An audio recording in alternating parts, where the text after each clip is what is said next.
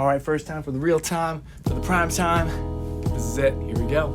Hey there, it's BoardGameDave. Today we're gonna talk about my favorite expansion for Dominion, Empires. Dominion is perhaps the OG deck building card game, and it's been around since 2008. There have been many expansions throughout the years, but in my opinion, Empires is the best yet. Quick caveat, I haven't played with the Nocturne expansion yet, but I've explored every other expansion either in real life or through the free and fantastic online implementation of the game. Dominion was one of the earliest modern games I ever played, and that and Catan were probably the very first games that got me into the hobby. I played countless games of Dominion through my college years, and my friends and I dabbled with some of the expansions, especially Intrigue, Seaside, Alchemy, and Dark Ages. Over the years, we sort of moved on from Dominion, but lately I've been getting the game back to the table as I've been teaching my family and my girlfriend Hannah. I figured a new expansion would spice things up a bit, especially for my sake, and I was amazed that there were 13 expansions to choose from. Now, I did already own Seaside and Alchemy. After a tremendous amount of research, I finally settled on one of the newest expansions, Empires, and I'm so glad that I did. This won't be a video of me comparing Empires to any of the other expansions. I just want to tell you why it's my favorite expansions and show you some of the amazing things that you'll find in the box. This expansion comes with 24 Kingdom cards and introduces 4 brand new, never before seen concepts: debt, split piles, gathering cards, and landmarks.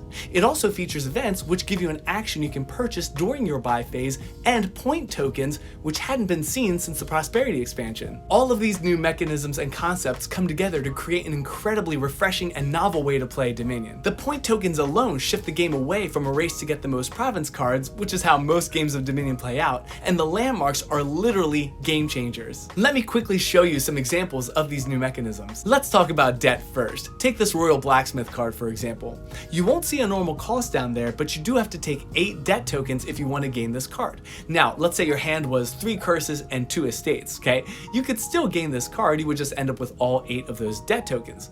For a more realistic example though, let's say you've got 3 coppers to spend, okay?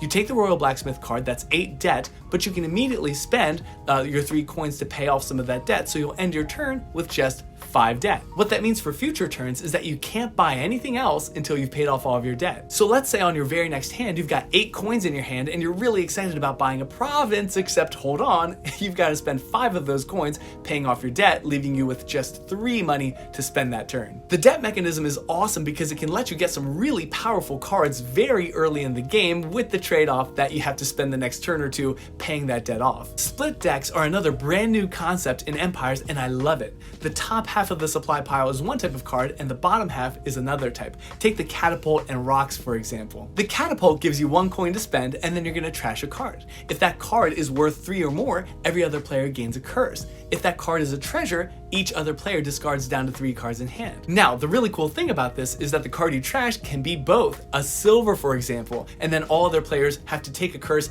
and discard down to 3 cards. So let's take a look at the bottom half of this pile, the Rocks. The Rocks cost 4 and they're only worth 1, but when you gain or trash this card, you gain a silver. If it's during your buy phase, you get to top deck that silver. Otherwise, you get to put that silver into your hand, which is amazing, and you can use it immediately. Now, these Rocks will trigger both attack abilities on the Catapult because they're worth 4 and they're a treasure card. Not only that, every time you gain or trash the Rocks, you're getting silver, which is more perfect ammunition for that Catapult. You'll notice that all of the split decks have some kind of synergy between the top half and the bottom half, and that is such a neat and creative mechanism. I love that. Next, gathering cards. These are so much fun. Take the Temple, for example.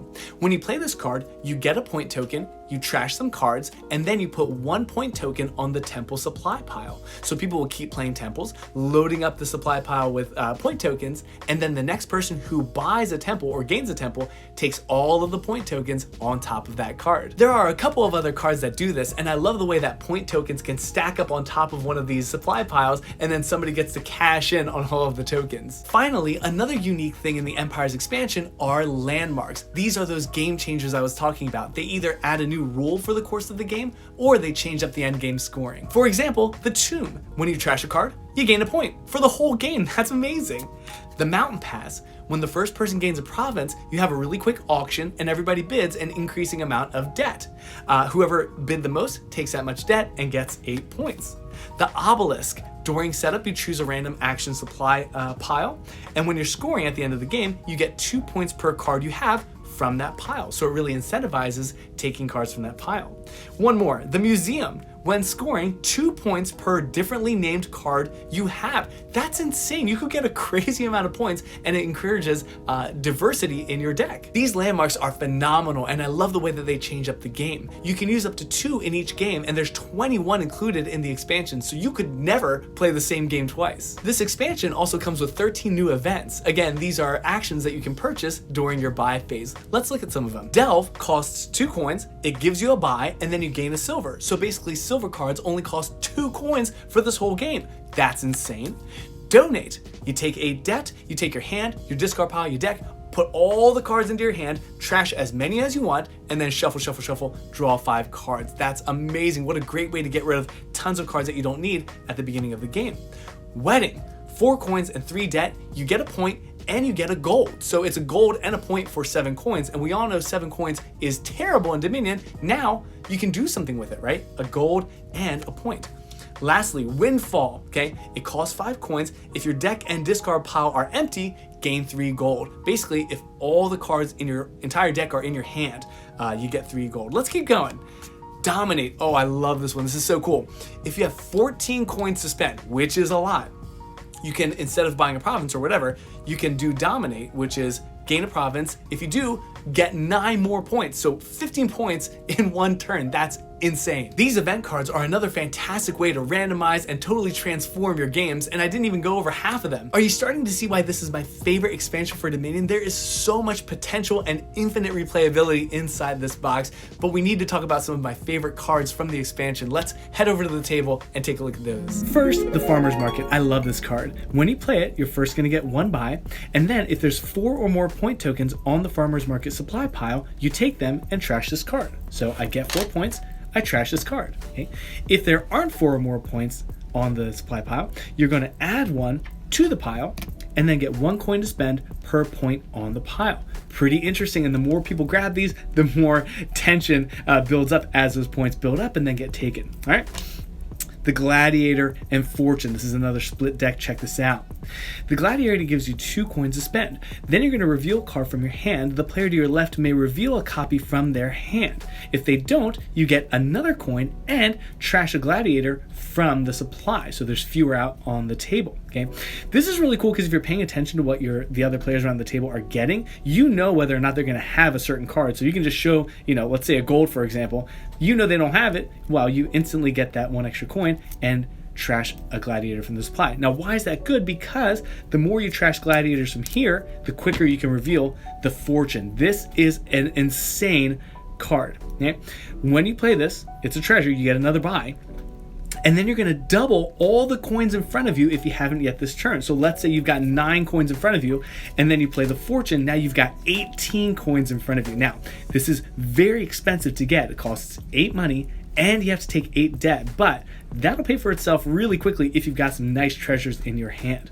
Also, when you gain this, gain a gold per Gladiator you have in play. So let's say you had 2 actions, you played 2 Gladiators, and then you buy a Fortune. You're going to get 2 golds because you had 2 Gladiators out. So you can see how those synergize very nicely. The next one, the castles. This is another split deck, but this is really interesting because there's many types of castles in here. I think 8. They start pretty lame. You got the humble castles, 1 coin, and at the end of the game, it's worth 1 point per castle that you have. But eventually, they get stronger and stronger, right? That one's worth a point. When you gain or trash this, gain a point and gain a silver. Okay, I'll keep going here. We've got small castle, the haunted castle, the opulent castle. That's an action, which is pretty cool. The sprawling castle, 4 points, and when you gain this, gain a duchy or 3 estates. The grand castle, the king's castle, right? Worth 2 points per castle you have. So you can go really heavy on that castle strategy and increasingly, get better and better castles. Pretty awesome. Next is the crown. This is like a throne room, but better because if it's during your action phase, you can play an action card from your hand twice. If it's during your buy phase, though, you can play a treasure from your hand twice. So you're going to buy, you've got a gold in your hand, you play this, it just doubled that gold. You've got 6 coin to spend, right? It's like a throne room, but it can double actions or treasures. I love that. The groundskeeper. There is something really interesting about this groundskeeper strategy. Plus a card, plus an action. Not that exciting. However, as long as this is in play, when you gain a victory card, you get an extra point. So what you could do is, play 4 of these in 1 turn,